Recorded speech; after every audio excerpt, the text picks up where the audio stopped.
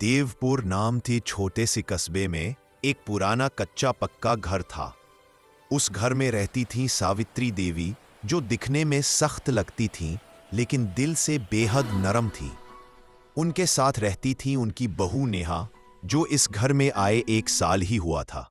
पूरा गांव जानता था कि सावित्री देवी अकेली है। उनका बेटा रोहन शहर में नौकरी करता था और महीनों तक घर नहीं आ पाता था। बहू नेहा शादी के बाद से ही सास के साथ रहती थी, लेकिन दोनों के बीच एक अनकही दीवार थी। न कोई झगड़ा, न कोई बुरा व्यवहार, बस दूरी, एक खामोशी जो हर दिन उनके बीच फैलती जा रही थी। सुबह होते ही नेहा चुपचाप उठ जाती, हाथ मुंह धोकर रसोई में लग जाती। सास कमरे में खाट पर बैठकर धीरे धीरे चाय पीती, पर कभी ये नहीं कहती कि चाय बहुत अच्छी है या नमक ज्यादा है। नेहा मन ही मन चाहती कि सास थोड़ा प्यार जताए, पर वह बोलने की हिम्मत नहीं जुटा पाती। सावित्री देवी के मन में भी एक डर था। उन्हें लगता था कि बहू कहीं उनके बेटे को उनसे दूर न कर दे। यही सोच उन्हें बहू से खुलकर बात करने नहीं देती थी। दिन बीतते गए, घर में काम चलता रहता, बातें कम होती रही। गांव में ठंड बहुत बढ़ गई थी। सुबह सुबह कोहरे की मोटी चादर बिछी रहती, जैसे पूरा गांव किसी सफेद धुंध में खो गया हो। नेहा हर रोज हाथ पैर जमते हुए भी रसोई में लगी रहती, चाय, नाश्ता, घर की सफाई, सब कुछ अकेले। एक दिन नेहा सब्जी काट रही थी जब छुरी तेज थी और उंगली कट गई। खून बहने लगा। नेहा दर्द मिटाकर जल्दी से हाथ धोने लगी। तभी सावित्री देवी ने दूर से देखा।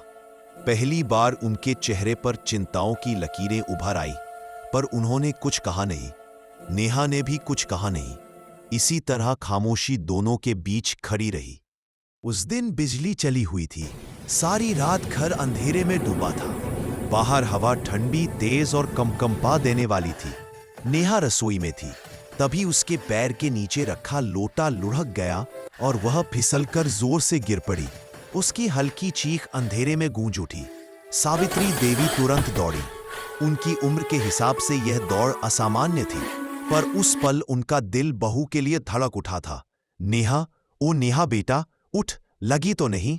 सास की आवाज में घबराहट थी, जो पहली बार बहू ने महसूस की। सावित्री ने उसे संभाला, उठाकर चारपाई पर बैठाया। बहू की आंखों में आंसू थे, दर्द के नहीं, अपनापन मिलने के थे। सास ने तुरंत रसोई से हल्दी, गर्म पानी और मरहम निकाला और उसके पैर पर लगाया। उनके हाथ कांप रहे थे, पर प्यार साफ दिख रहा था। नेहा ने पहली बार महसूस किया, सास सिर्फ सास नहीं, मां भी बन सकती है। अगली सुबह नेहा उठी और सास के लिए अदरक वाली चाय बनाई। वह चाय लेकर सास के कमरे में गई तो सावित्री देवी हैरान रह गई। आपकी खांसी रात को बहुत बढ़ गई थी, इसलिए चाय में अदरक डाल दी, नेहा ने धीमे से कहा। सावित्री देवी पहली बार मुस्कुराई, बहुत हल्की सी, पर इतनी कि बहू का दिल भर आया। धन्यवाद बेटा। शायद कई महीनों बाद यह पहला शब्द था जो बहू के दिल को छू गया। उस दिन नेहा ने सास के पैर दबाए। सास ने उसका सिर सहलाया। दोनों की आंखों में नमी थी, पर इस बार यह नमी दुख की नहीं, अपनत्व की थी। अब घर पहले जैसा ठंडा नहीं रहा, दीवारें भी जैसे मुस्कुरा रही हों। नेहा चाय बनाती तो सास कहती, नेहा आज चाय जरा ज्यादा अच्छी बनी है। सावित्री देवी सब्जी बनाती तो बहू कहती, माँ जी आप जितना स्वाद कोई नहीं बना सकता। पहली बार दोनों ने एक दूसरे को अपना कहा, बिना बोले। एक दिन बहू बाजार जाने के लिए तैयार हुई। हवा बहुत तेज थी और आसमान बादलों से घिरा था। सावित्री देवी ने कहा, नेहा आज मत जाओ, मौसम खराब है, मुझे अच्छा नहीं लग रहा। नेहा मुस्कुराई, आपकी चिंता अच्छी लगती है माँ जी, मैं जल्दी आ जाऊंगी। बहू जैसे ही बाहर जाने लगी, बारिश अचानक शुरू हो गई। सास दौड़कर छतरी पकड़कर बाहर आई और बहू को ओढ़ा दी।